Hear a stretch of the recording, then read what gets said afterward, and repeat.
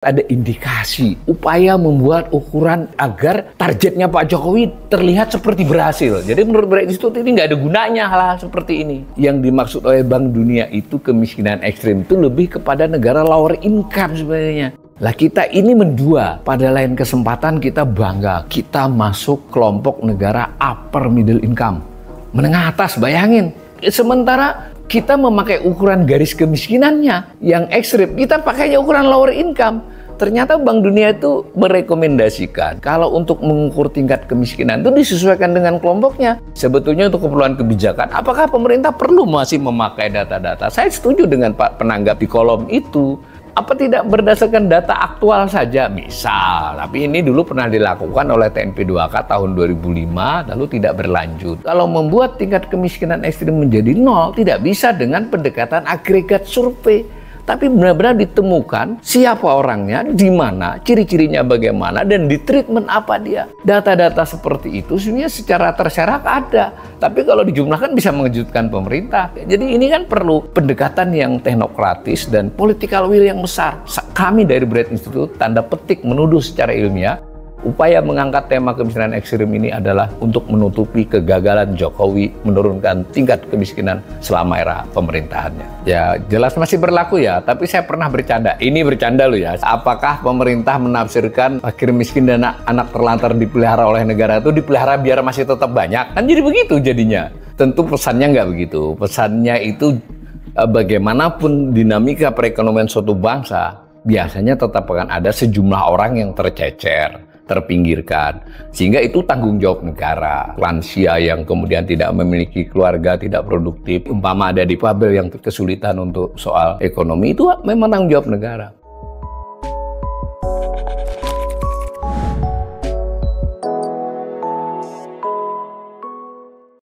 Di luar soal RPJMN, di luar soal nota keuangan dan APBN, di luar soal pidato presiden pengen kemiskinan ekstrim itu nol, itu sebenarnya BPS sudah lama bicara tentang kemiskinan ekstrim ini ya, tapi tidak, kalau bahasa sekarang itu tidak viral, tidak menjadi pembicaraan publik.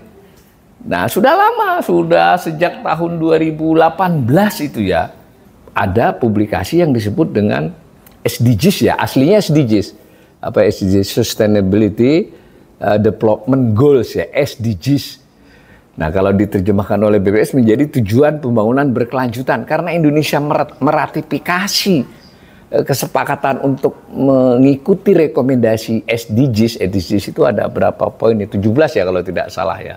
Itu maka BPS menerbitkan dokumen tiap tahun yang ingin menggambarkan pencapaian Indonesia dalam konteks SDGs tersebut. TPB kalau bahasa Indonesia, tujuan pembangunan berkelanjutan. Nah, di dalam satu tujuan itu di SDGs itu adalah menghilangkan kemiskinan dalam segala bentuknya. Nah, gitu loh. Bukan di dalam menghilangkan kemiskinan segala bentuknya ada sub kemiskinan ekstrim. Sub kemiskinan biasa juga ada di sana. Jadi salah satu target dari SDGs ya, sasarannya itu adalah menghapuskan kemiskinan dalam bentuk apapun di antara sub-subnya, lalu ada indikator kemiskinan ekstrim.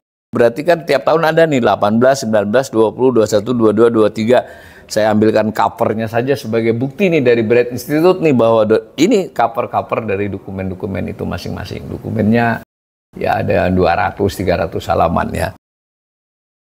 Yang kami ingin tonjolkan adalah definisi miskin ekstrim di sini ada di masing-masing ini. Nah, cuma terjadi perubahan. Dari 2018 sampai dengan 2022, BPS memakai standar yang disebut dengan kemiskinan ekstrim itu adalah $1,9 per hari per orang. Dengan nanti ada yang disebut dengan kurs PPP, Purchasing Power Parity, kurs paritas daya beli, mengikuti Bank Dunia. Nah, mulai 2023, dokumen 2023 berarti datanya 2022, terbitnya Desember 2023 ya. Itu memakai ukuran yang baru 2,15. Nah, apa yang terjadi dengan grafiknya? Nah, kita kutipkan aja yang 2018, kemudian 22, kemudian 23. Nah, ketika kita lihat dengan memakai ukuran 2018 lalu 2022, ukurannya $1,9 per hari per orang, memakai ukuran Bank Dunia. Nah, ada angka 15,7, 13,3 seterusnya sampai 5,7. Nah, di 2014 ini 7,9 ya. Nah, ini kalau kita pindah ke sini, ini di terbitan yang 2023 sama, cuma bersambung karena ini baru sampai 2017. Ini sambung 18, 19, 20, tapi sama angkanya, cuma disambung karena ini data lebih terkini. Nah, kalau kita pakai ini saja, sudah beda tadi dengan BPS. Nanti silakan dicek ulang, kita akan bagikan bahan kita. Tadi kan yang 2014 dianggap 6,2 kan mulainya. Di sini 7,9 nih. Jadi mulainya udah nggak sama ukurannya. Lalu pada publikasi terkini yang baru dipublikasi Desember 2020, belum setahun, nah itu ukurannya berubah menjadi 2,15. Maka angkanya pun jadi beda nih. 2022 2021 3,5%. Jadi ini beda dengan ukuran sebelumnya. Ini BPS ya semua. Nah, kira-kira begitu. Nah, tadi kita sudah memperoleh paparan BPS tadi juga beda kan? Lalu kita setback sedikit, selain BPS ada yang nyoba menghitung. Tentu dengan data BPS. Tapi jadi saya ulangi, data yang dipakai Bank Dunia, BPS, dan nanti juga ini TNP 2K, itu datanya BPS. Namanya Susenas, data Susenas Survei Ekonomi Nasional bulan Maret.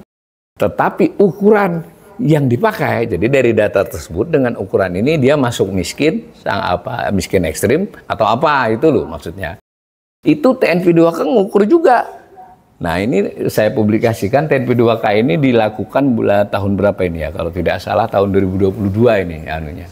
Studinya. Cukup serius, saya potongkan saja salah satunya.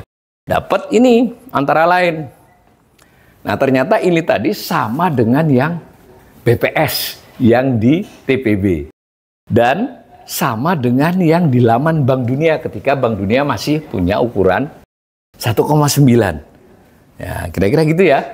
Lalu tadi BPS di depan DPR tadi sebelumnya ternyata sudah pernah disampaikan juga oleh Menko Bidang Pembangunan Manusia dan Kebudayaan Pak Muhadjir. Itu tentu mengutip BPS ya, yang memakai yang sudah baru tadi, bukan yang kami sebut tadi Bright. Nah, dengan cara begitu, Bright menemukan sekurang-kurangnya ada 3 data tentang kemiskinan ekstrim ini. Nah, sebenarnya lebih dari 3 ya. Ini untuk menggambarkan saja bahwa kok jadi begini ukurannya. Beda dengan tingkat kemiskinan itu hanya ada 1 ya yang disajikan oleh BPS. Ini yang orange ini menunjukkan versi BPS di buku Tujuan Pembangunan Berkelanjutan yang 2018 sampai 2022. Kemudian yang hitam ini versi Bank Dunia. Versi Bank Dunia saat ini dengan 2,15. Nah, yang biru ini adalah versi BPS RDP DPR. Dan ini yang dikutip terus secara resmi. Ini ada 4-5 versi lagi ya, meskipun tidak time series itu artinya disebut data tahun berapa. Bahkan antara versi BPS ngomong itu dengan yang di dalam buku nota keuangannya beda. Untuk 1 tahun, yang tahun 2022. Di dalam paparan itu 1,52. Kalau kita lihat di buku nota keuangan 2,04. Oh, itu kan cuma 0,5%. Saya ulangi ya, 0,5% itu berarti kurang lebih 1,4 juta manusia di sana. Karena kali jumlah penduduk. Jadi dengan begini, boleh kami dari Bright Institute melihat ada indikasi upaya membuat ukuran yang lebih agar targetnya Pak Jokowi terlihat seperti berhasil. Jadi menurut Bright Institute ini nggak ada gunanya hal-hal seperti ini. Ya, ini maksudnya apa? Kemiskinan ekstrim 0 segala macam ini. Nah, ini kalau kita sampaikan juga dari Bank Dunia ini. Nah, ini diakses beberapa hari yang lalu. Nanti boleh dicoba oleh para pemirsa. Data terkininya Indonesia baru 2023 1,9 ya. Kalau versi BPS di depan DPR tadi 1,12, selisihnya 0,8. 0,8 kali 280 juta, itu selisihnya 2,2 juta orang ya. Nah, dan bisa diperhatikan dibandingkan Vietnam, dibandingkan Thailand, dibandingkan Cina, sayang tahunnya tidak bersamaan terdapatnya. Indonesia kemiskinan ekstrimnya adalah yang masih paling banyak. Nah, kami simpulkan dengan demikian dari kajian kami di Bright Institute melihat bahwa kategori kemiskinan ekstrim ini memang awalnya dari Bank Dunia ya, dari Bank Dunia. Nah, ukurannya pengeluaran per orang per hari. Memang Bank Dunia memakai PPP. Kurs PPP ini sebenarnya sudah mengalami beberapa kali perubahan ya. Nah, Bank Dunia pun merubah ukurannya mulai tahun 2022 memakai ukuran kemiskinan ini dari 1,9 menjadi 2,15 per hari. Nah, BPS sampai paparan kemarin masih pakai 1,9. Alasannya dari Bappenas sempat menyampaikan, salah seorang pejabat Bappenas, bahwa tidak memakai ukuran 1,9, tidak mengikuti Bank Dunia. Karena biar datanya bisa apel dengan apel bisa disambung gitu loh. Bank Dunia aja bisa nyambung kok. Maksudnya kalau dia pakai 2,15 ya semua harus disesuaikan data sebelumnya. Selama masih ada data mentah, kurs paritas dan sebagainya bisa. Bank Dunia di lamannya bisa. Kita tinggal ngambil saja. Nah, sebenarnya pula yang dimaksud oleh Bank Dunia itu kemiskinan ekstrim itu lebih kepada negara lower income sebenarnya. Lah kita ini mendua. Pada lain kesempatan kita bangga. Kita masuk kelompok negara upper middle income. Menengah atas, bayangin. Bayang pun kalau kata orang Jawa. Nah, jadi sementara kita memakai ukuran garis kemiskinannya yang ekstrim. Kita pakainya ukuran lower income. Ternyata Bank Dunia itu merekomendasikan kalau untuk mengukur tingkat kemiskinan itu disesuaikan dengan kelompoknya. Kalau kamu kelompok lower income, ukurannya sekarang 2,15. Kalau kamu kelompok lower middle income, ukurannya 3,65. Kalau kamu upper middle income, ukurannya berapa deh? 6,15 ya. Coba, dolar ya. Dulu waktu ini 3,65 masih 3,2 ya. Nah, tapi apapun lah. Jadi ada ukuran kemiskinan ini bisa dipakai untuk melihat tingkat kemiskinan masing-masing negara berdasarkan ukuran sesuai kelompoknya, tetapi bisa pula kalau menyoroti ekstrim, meskipun untuk ukuran kemiskinan ekstrim sebenarnya untuk lower income ya. Dan kurs yang dipakai, hati-hati kita jangan memakai kurs resmi tapi kurs paritas daya beli. Kurs paritas daya beli sumbernya adalah survei dari Bank Dunia dan itu tidak bisa tiap tahun dilakukan. Jadi datanya ada data PPP 2005, PPP 2011 dan sekarang PPP 2017. Nah, whatever lah ya, Bright Institute ingin memastikan, menemukan lah. Ini kajian masih akan kami selesaikan. Badan Pusat Statistik dan itu yang menjadi acuan pemerintah menggunakan ukuran yang tidak konsisten dalam hal ukuran miskin ekstrim. Mengalami beberapa kali perubahan dan ukuran terkini yang dipakai cenderung ingin memperlihatkan target Jokowi tercapai, gitu ya. Nah, padahal kalau berdasarkan ukuran yang standar, ya jelas belum tercapai. Masih 1,9 di tahun 2023, kalaupun turun di 2024 ini hanya di kisaran 1,6. Jauh sekali dari nol ya. Dan yang terakhir, yang paling penting dari kami, ternyata pemerintah ini sampai sekarang belum tahu persis siapa, di mana, bagaimana kondisi sebenarnya dari si miskin ekstrim itu. Bahkan bukannya miskin, si penduduk miskin enggak. Kita waktu ada yang komen, dan itu saya hargai sekali komen, mengaku saya ini Pak sebagai kasih kesra di satu desa, ada data kemiskinan ekstrim. Dia benar. Ya, beliau itu tidak salah. Dia ingin mengingatkan saya bahwa karena saya menyatakan pemerintah itu tidak tahu siapa dan di mana persisnya orang miskin ekstrim, dijawab ada kata dia. Kami mendata itu. Yang dia tidak paham Bapak itu data miskin ekstrim yang dipakai pemerintah itu bukan penjumlahan data mereka. Pemakaian miskin ekstrim mereka itu pakai data BPS Susenas dengan ukuran yang ditetapkan.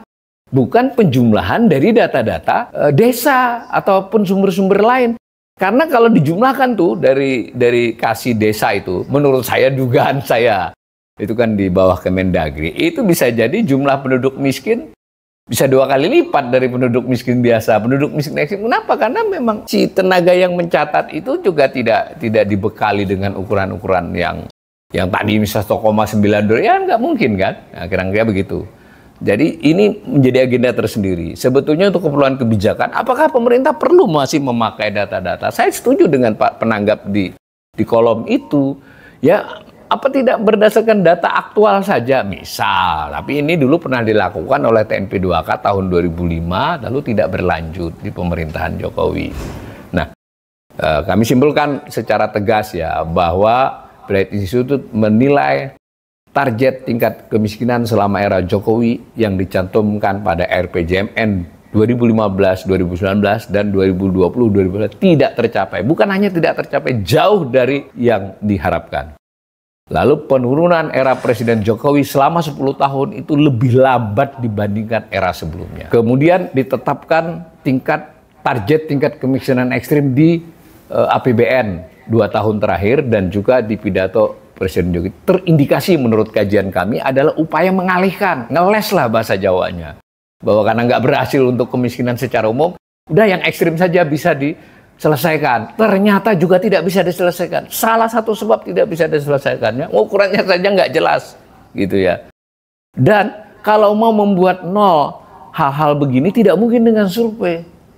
Jadi kalau membuat tingkat kemiskinan ekstrim menjadi nol tidak bisa dengan pendekatan agregat survei, tapi benar-benar ditemukan siapa orangnya, di mana, ciri-cirinya bagaimana, dan di treatment apa dia.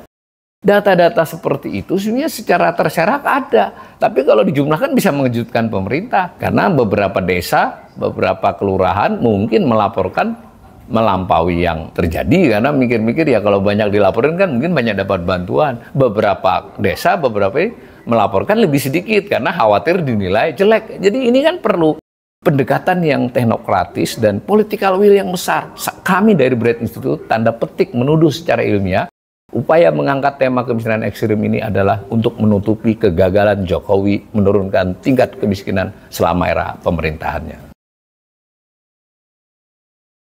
Tiap-tiap warga negara berhak atas pekerjaan.